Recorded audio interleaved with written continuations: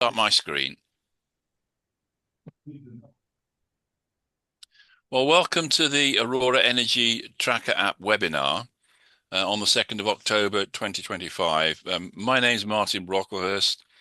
I'm a partner in the project, and I'm also the chair of the Citizen Science Global Partnership, which is very interested in how the Aurora Energy Tracker app is developing and how it could be used for a citizen science program right across Europe. Our session is going to be broken down into a series of presentations. When I've finished the opening remarks, Anna Lopez will take over and explain the Aurora project. Lars Lorenz will explain the Energy Tracker app and why it was created.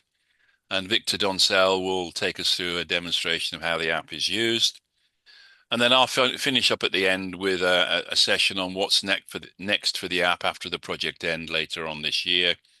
And then there's a Q&A session if there's time available at the end. So let me first of all hand over to Anna to tell you a little bit about the Aurora project. Okay, I'm going to share my screen.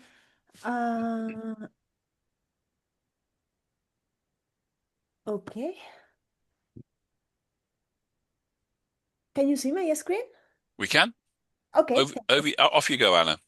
Okay, thank you very much, Martin. My name is Ana Cristobal. I'm the coordinator of Aurora project, and I'm working here at the Technical University of Madrid. And I'm just going to brief explain to you what is our Aurora project. Okay. Well, our main concern is that the energy sector is the main contributor and the largest contributor to the global greenhouse emissions. Oops. Okay. As you can see in this chart, energy represents almost 3/4 of the total greenhouse emissions worldwide. Okay, even if these data are coming from 2020, the global picture at the moment is quite similar. Because of this, the European Commission, when launched the Green Deal, they established a series of actions to which we should address to reduce the contributions of the energy to the global greenhouse emissions. There are mainly two actions. One is reduce the energy demand. This is about energy efficiency mainly. And in the table, you can see the different key indicators set by the European Commission, in which, of course, there are actions for industry, for transport, but also for the residential sector. And the other strategy is not related to the energy efficiency, but related to change our energy sources to renewable energy sources. Of course, how to address this change? We can do it with technologies by developing new technologies or making more efficient technologies. This is mainly addressed to the industrial and academic stakeholders that are responsible for working on this. And this must be accompanied by proper policies in order to encourage people to be more efficient and also to use renewable energies. Usually what is not tell us is that this can be also addressed with behavioral changes. Just changes from citizens has the potential to reduce the energy demand by 19%. So, taking into account this, we set the Aurora project. What is Aurora about? Aurora aims to support the energy transition by promoting local and individual actions that help create better informed and more engaged citizens, okay? Because we want to work in this behavioral change area, okay? And how do we do it? With first-hand actions, locally based experiences adapted to the community we work with, pursuing the highest level of participation.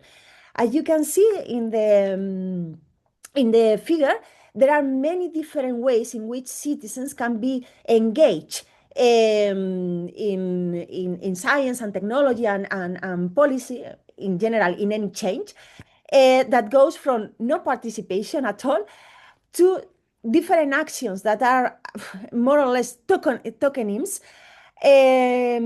But what we are looking for is a real participation. That is to give people the power of being involved with and take actions because they want to take action. Okay, no, it's not just consultations or mere surveys. Okay, there are actions, as I say in the slide, first-hand actions. Okay, well, the regional of Aurora, in order to promote these behavioral changes, starts from the mobilization, okay? We need mobilize communities, pre-established social communities. You can think about many different social communities, but we are working with university communities and also with neighbors communities. And once we have mobilized them, the first actions in order to start the behavioral change is to raise awareness. Okay, people need to know what they need to change. Okay, because when talking about climate change and energy in particular, it's not obvious that people know what they need to change. Okay, because there are people that in reality they are behaving well, so they don't need to change anything, while others think that they are doing well, but in reality they don't. So the first step is to raise awareness, and this is where Aurora Energy Tracker app is important. Okay. And the second phase is once we know that we need to change, we are going to promote changes. And for doing that, we have set different activities, first-hand activities in which people start to realize how to promote these changes, okay? And after that, the latest phase is to spread the word on how you have walked this way and engage other family and friends to take part on the movement, okay? So, as I told you, the first step is to mobilize. The first step is to mobilize people, but the second one is to raise awareness. And this is Aurora Energy Tracker that my partners are going to detail in the following talks more in depth. But I just want to say that this app is based on a new metric, an algorithm that we have developed in Aurora project, in which we are not taking into account only the emissions, the greenhouse emissions, that is important, but also the energy efficiency that usually is not taken into account. According to your behavior, instead of giving you some kind of boring metrics or scientific metrics, what we do is to translate these metrics into a visual level in which you can better know how you are behaving. As you can see here in this screenshot, in this screenshot, The levels are also breakdown into different areas: electricity, heating, or transport. Currently, more or less 1,700 people from almost all European countries are engaged with this app. And the app is important not only for you to know if in reality you have to change something in your energy behavior, but also it's important for scientific purposes, because with the data you are providing us, we are being capable to study how people is behaving with regard many different social factors. At the end, why this is important? Because as long as much and better breakdown behavior we have, better policies can be generated by policymakers, okay? Policies devoted to baby boomers, or the millennial generation, or women, or people that is living alone at home, okay? And this is something that is not easy to find in public sources databases. And in this way, Aurora is becoming a powerful tool for supporting the policies that our policymakers are preparing. Well, regarding the second phase, the activities we perform, I'm not going to detail a lot, just to say that there are many different activities in which people is at the core. We are giving the people the main play role in our activities.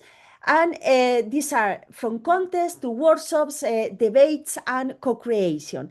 We have used thermographic cameras. We have made some devices, home-based devices for measuring energy behaviors. And well, and you can see also we address from young people. Here you have the solar bags for kids, to elder people, and we adapt the activities to the different groups. If you are interested in these activities, I recommend you to go through this guide that is now open and fully free, available in this website. And you can download just in case you want to replicate the activities in your own house, okay? And other action that we have done just to facilitate people take action, real action, and act in the environment is to open the way for people to invest in local energy communities. Okay, here I'm talking about two nice examples: the Aarhus University and also the Palomares Cultural School. Okay, a university and a school in which what they have done is to replace a part of their energy consumption that is coming from the grid to renewable energy sources that are installed at their own facilities. But the key is that this facility, these renewable installations, are not financed by the universities, by the university or by the school. However, they are financed by the local neighborhoods around the university and the school. Okay, so people starting from 100 euros can invest in these facilities, so they can receive their money back as long as the university or the school is consuming the energy that these installations are generating. So it's not a donation, it's a responsible loan. And as you can see here in the graphs, you can see how the majority of the people that has financed our installations, we are talking about around 100,000 euros in Aarhus and 140,000 euros in Madrid, because in Madrid is linked to two heat pump systems. The majority of the people is investing less than 500 euros, and the majority around 100 euros. And it's very small investment, and you can make the difference, and you can act in a positive way in your local environment.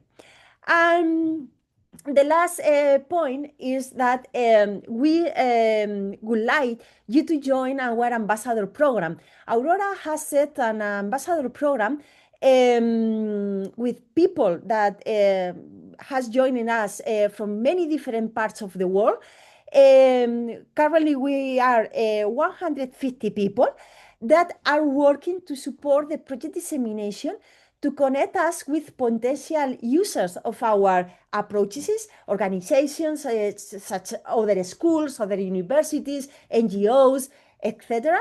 They are helping us to replicate and use the project results, and they are trying to inspire others by using the Aurora Energy Tracker and supporting the value of citizen science as a driver of change.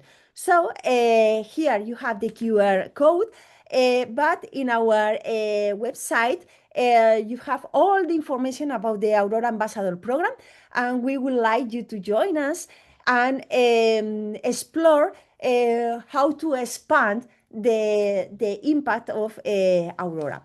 And that's all from my side. Thank you very much. And well, later, if you have any question at the end of the session, we can talk about other parts of the Aurora project that is not the Aurora Energy Tracker, just in case you are interested. Thank you very much. Thank you, Anna. And now we move on and have a contribution from Lars Lorenz, who has been the designer and developer of the app itself. So over to you, Lars, if you'd like to put your slides on the screen, please. Yes, thank you, Martin. And I think Anna needs to stop her screen share. Anna, can you stop your screen share, please? Hi, yeah, sorry. I have two desktops and I. At the bottom, you should have a green. Yeah. Yep. Yeah, sorry, because Okay. it was in the other screen. Sorry. Okay, so I'm gonna talk a bit about the Aurora Energy Tracker, which is our app that can be used to track your own energy behavior and should help you get a better overview. And as I'm gonna go into right now, we'll also give you some recommendations on how you can improve your behavior and save more energy alongside a few other features. I'm going to focus on the new features. The basic features have been available for a long while now, basically since we launched the app in September 2023. That's about 25 months ago. And these basic features are just tracking of your consumptions in categories like electricity, transportation, heating. And also, we've been expanding the selection of options that's available, like adding wood as a heating source, especially for people in rather remote areas. That's helpful. And adding different types of flying. So these are all requests that we've gathered from either inside the consortium or people who reported those, like users.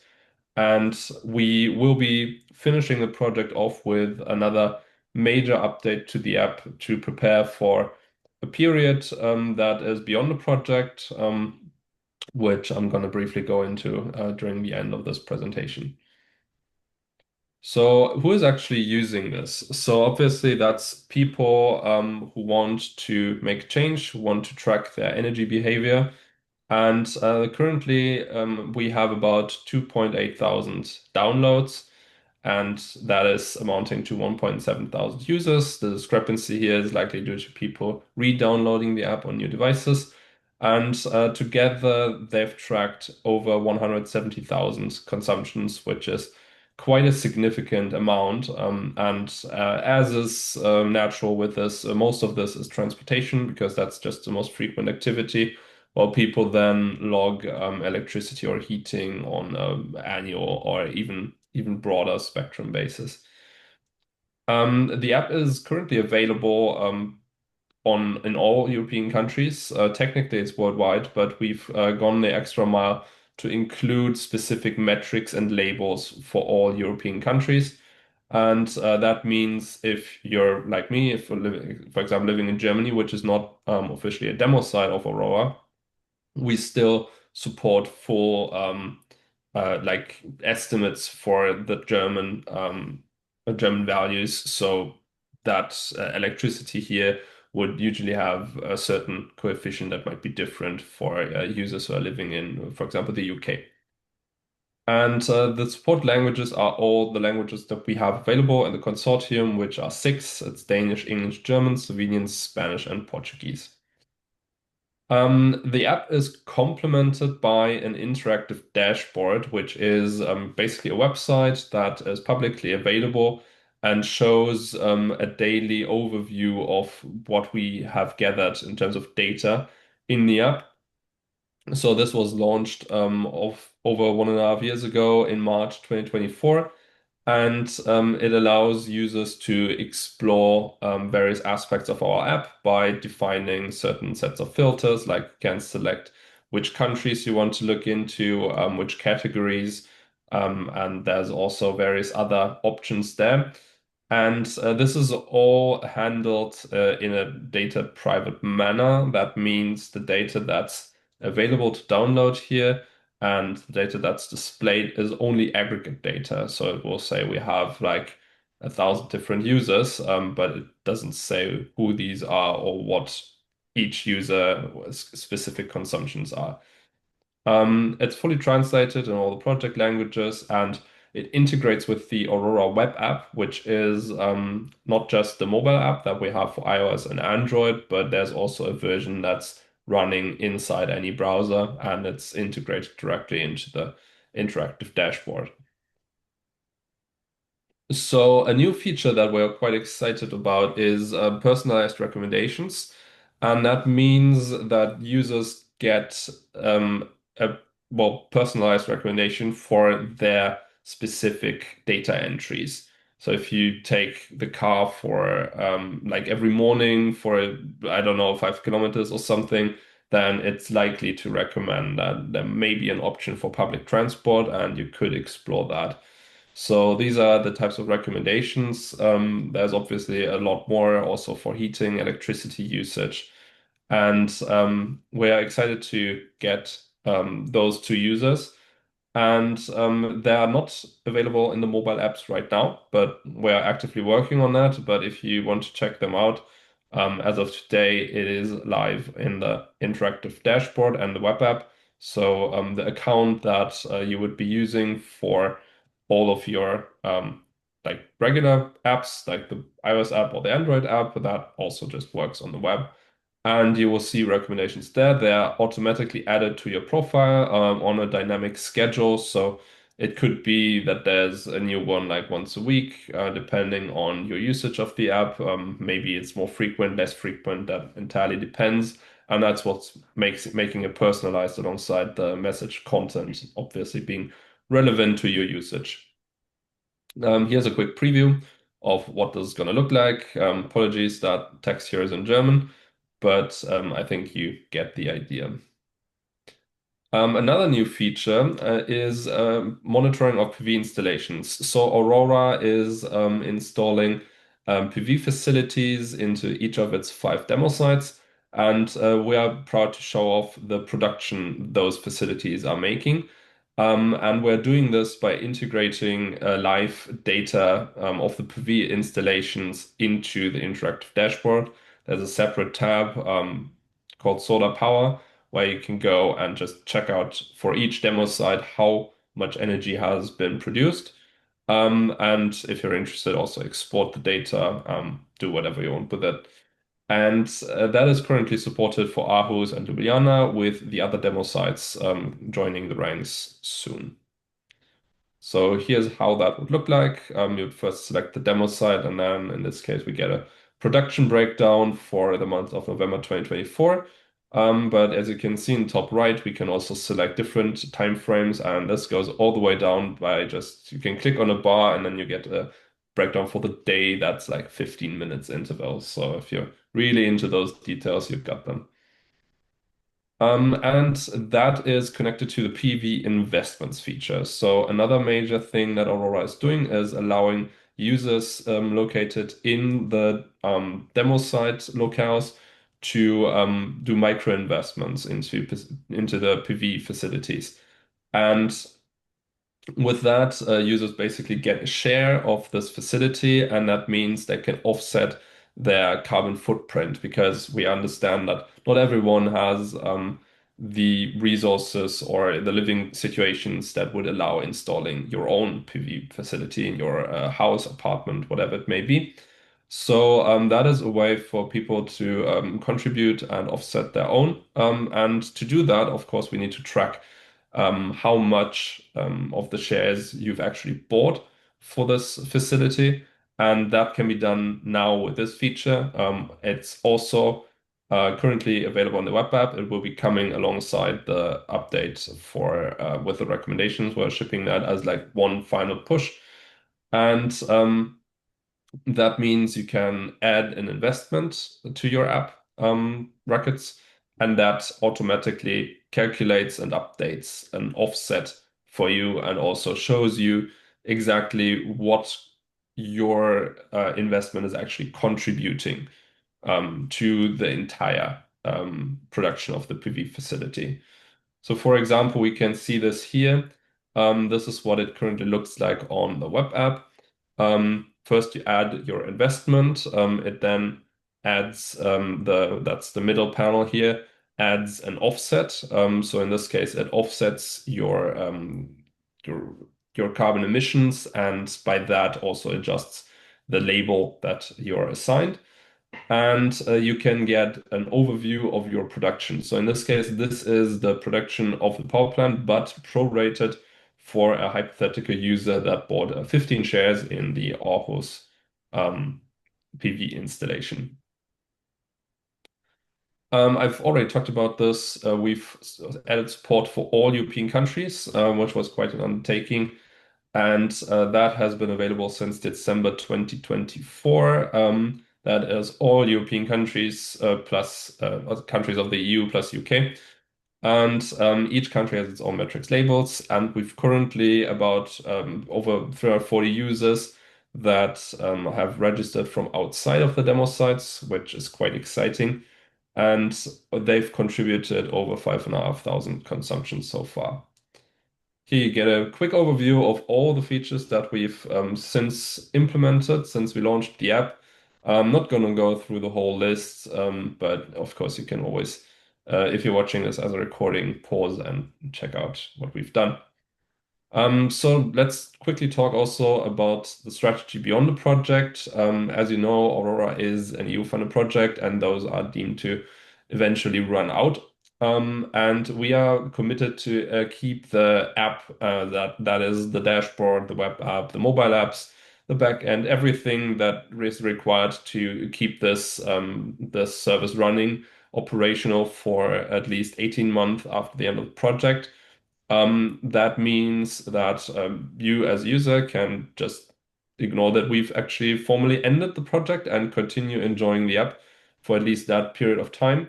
And for the long term, we're looking into securing additional funding, and we're also excited for any collaborations that and any opportunities that could provide itself. So if you believe that Aurora is a good fit for your project, or you want to start something with us, feel free to just get in touch. And yeah, of course, you should already have the app, but if you don't, use any of these to download or use the app on the platform that you want. That's iOS, Android, and the web app, which you don't have to download anything for. Just visit it through a browser and start using it right away. So yeah, thank you for your attention. Thanks, Lars. Let's move on now and ask Victor to take us through a demonstration on the recommendation system and links to community energy schemes. So over to you, Victor.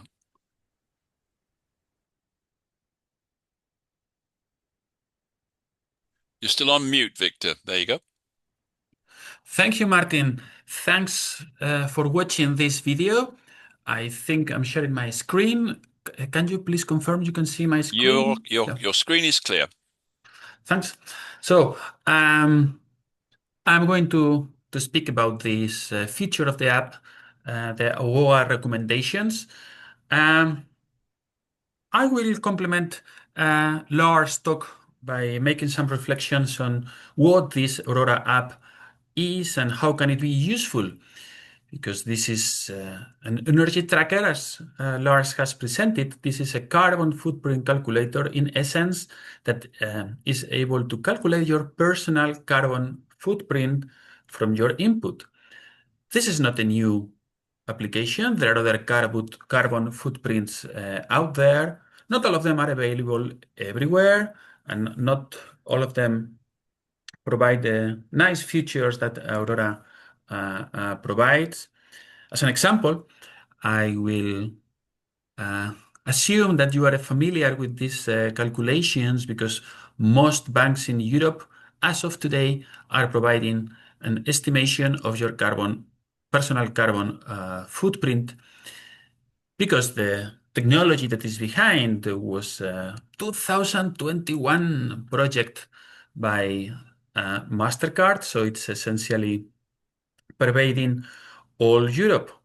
But unlike these calculators, this is not so much personal data intrusive.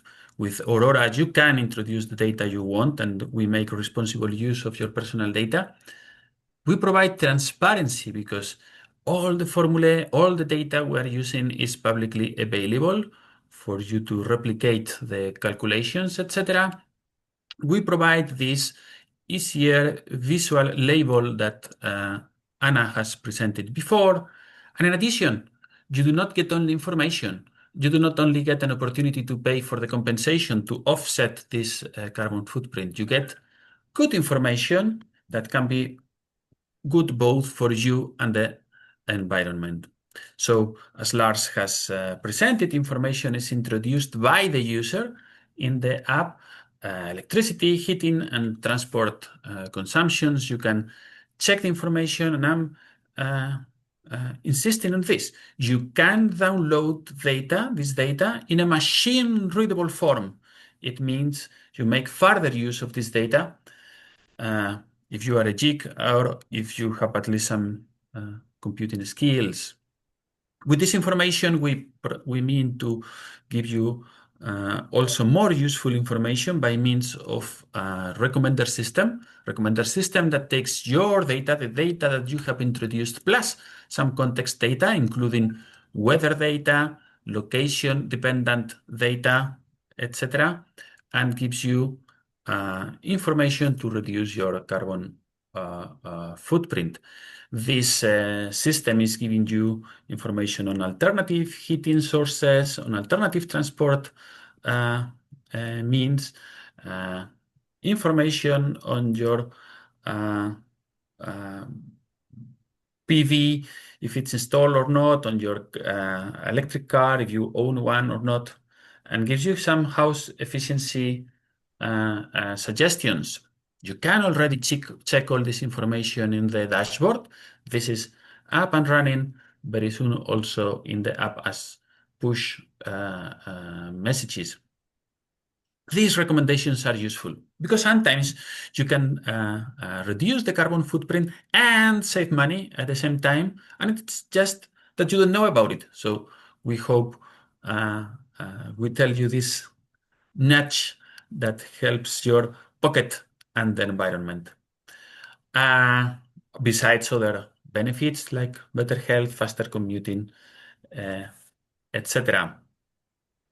Maybe after this project, there will be a feedback loop that will help improving these recommendations and making them more efficient by means of this cybernetic loop and deliver you messages that we know that were effective for other users.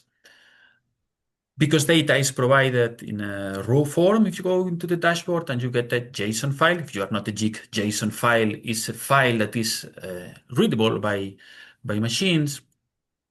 You can program your self-integrations with other data sources and even act on your devices by means of IFTTT. If you want to know where to find all this information, all this data, you can go to the website. You can go and check that data is available besides the interactive dashboard. In the Aurora data portal, you will find energy-related useful information. In the Zenodo, you will not only find data, but you will also find software, workshop materials, presentations, and some project for you to replicate, including, of course, the energy calculator in a spreadsheet for those spreadsheet lovers who want to make their own calculations. There is personalized data, specific data for each EU member state. And this is another way of spreading our efforts. Is not only about ambassadors. You can also become a developer, use Aurora data and code, become an Aurora hacker. And that's all from my side. Thank you, Martin. Thank you very much, Victor. If you can end your screen share and I'll go back to my screen share and we'll move on.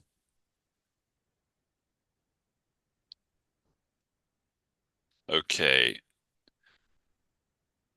Can you all see my screen okay now? So the question then on this part of the agenda is to have a look at what next for the Aurora Energy Tracker app. The way I want to introduce this is to give you an indication that we are now seeking to make the Aurora Energy Tracker app part of a global citizen science program, one that can be spread across Europe and then more latterly across the globe. And we're working on making the Aurora app part of a global citizen science project that will be promoted by the Citizen Science Global Partnership, and we'll also be trying to draw in 3 or 4 different types of citizen science projects tackling climate change mitigation. And the idea here is to give people a choice as to the different options available to manage and try and reduce their personal carbon emissions. As we go forward, we will be looking at aspects of the app that we may be able to automate. We will be looking at possibilities for GPS travel systems, for linkage to smart meter systems, depending on where you are in the world. And we're also looking to put a lot of the data that is currently hidden in the Aurora Energy Tracker app up onto a global database by choice with citizens, where citizens can elect to share their carbon footprint, where they can elect to share their renewable installations. So these are potential developments. Obviously, we have to be very careful with how we handle personal data, but these sorts of approaches are now being increasingly used in citizen science programs. We're also looking to build business partnerships with technology providers, with energy providers, and with community energy programs so that we can link the app to a whole range of additional renewable energy schemes where people are investing, citizens are investing in renewable energy to start to show the power that citizen science has to drive change on the climate change debate. And then there's a whole area around better communication to app users. We're going to explore the opportunity for an Aurora app user group and to run regular feedback sessions in the same way that we are doing here, but where we build a much closer working relationship with the users of the app. And the possibilities exist for citizen hackathons to give us ideas on how we might take the app forward. And ultimately, we want a whole series of best practice case examples with examples of the financial benefits that flow from using the app. So these are just really, at this point, a series of ideas for discussion. This is the type of dashboard that can be developed. This one was done for the citizen science project monitoring mosquito observations worldwide. It's an Argus global database, and it's running with 4 different projects that are tackling the whole issue of monitoring global mosquito populations. And we have in mind a similar idea for a dashboard on citizen climate footprints based on this approach. And all the investment that's gone into this Argus dashboard is again freely available for redevelopment for other global citizen science programs. And so one of the ideas will be to work with something called the GLOBE program, which is a US-based operation, as to how we might modify this dashboard and lift and use some of the data coming in from the Aurora app with the permission of the individuals who are providing that data in the first place. The second area that we're thinking about is how we might link it with the work that was done under the Greco project, on where citizens are now declaring where they have made investments in their own solar energy programs as part of their move away from fossil fuels. So the potential exists to draw on this data source and to bring that onto a global dashboard that would show not only where citizens are prepared to share their carbon footprint, but also to share where they have made investments in renewable energy, to start to show how citizens globally are driving change, both in their own personal behavior and on the investment decisions that they take for the way that they generate power from their individual residences and homes. And all of this is about driving people from the top of the citizen science pyramid towards the bottom, because at the moment it's pretty clear that the Aurora project is mainly concentrating with the top of the pyramid, where we have the interested experts, the knowledgeable members of the community who are participating with us in developing the Aurora app. But of course, the real drive is to get large numbers of people involved towards the bottom of the pyramid. And we will only do that when we can show real value from using the app, financial value from using the app, and build a cohort of people who are prepared to do more than just complain about climate change and to protest about climate change, but to take personal actions themselves. And we've started this whole process.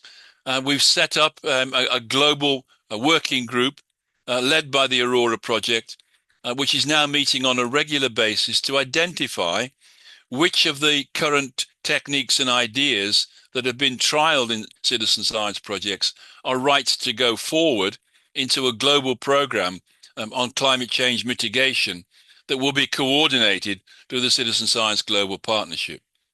We have a global working group that is now meeting on a monthly basis and has been since June of this year. We have support from the EU Climate Pact Secretariat and the US-based GLOBE program, which is a 30-year-old program that works with educational establishments right across the planet.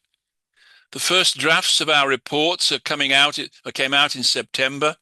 They're now being drafted into a set of proposals that will go in with a fully detailed and costed business plan that should all be ready by the end of November 2025, and which we can share and launch as side events at the United Nations Environment Assembly in December 2025 in Nairobi, Kenya.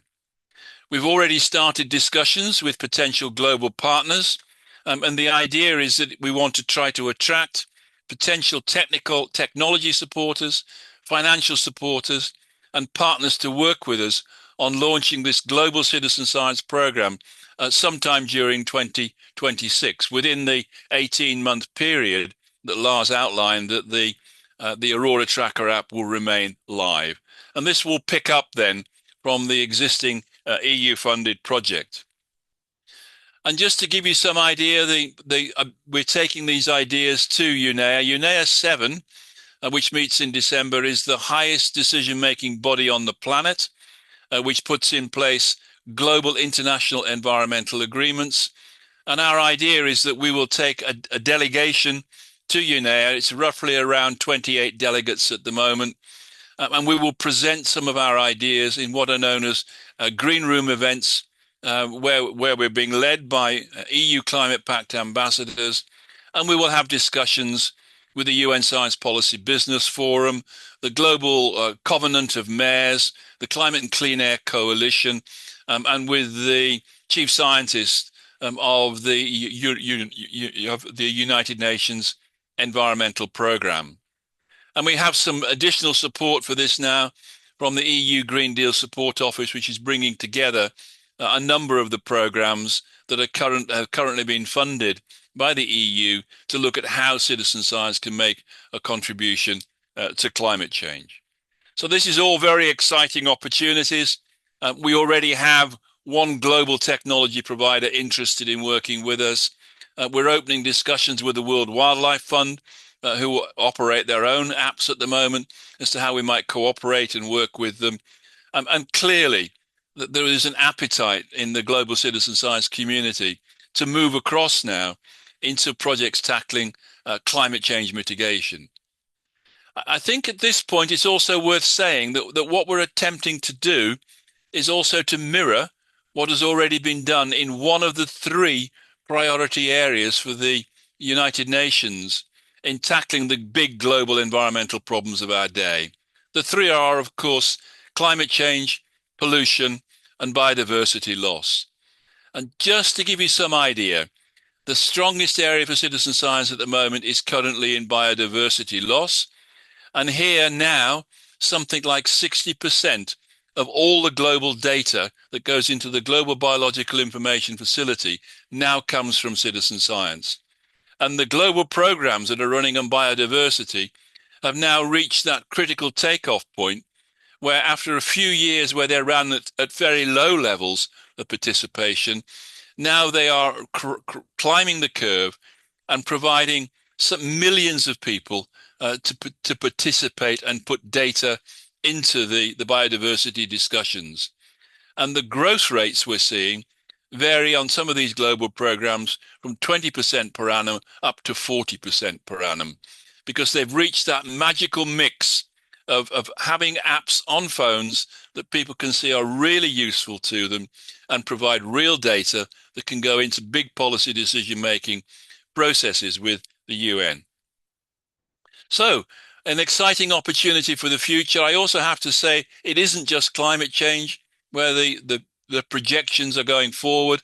It is also in the area of pollution, and in particular air pollution, which is very closely linked with climate change, and potentially water quality, which is a growing issue across the planet. So that's the presentations from this morning's event. We're very pleased that you were prepared to come and join us and to listen to the presentations, and a whole the slides that have been used in this presentation and the video of this presentation will be made available after the event from this morning. So can I thank you all for taking part, and for all the speakers who have taken part in today's proceedings. Thank you very much. And if we can close the recording.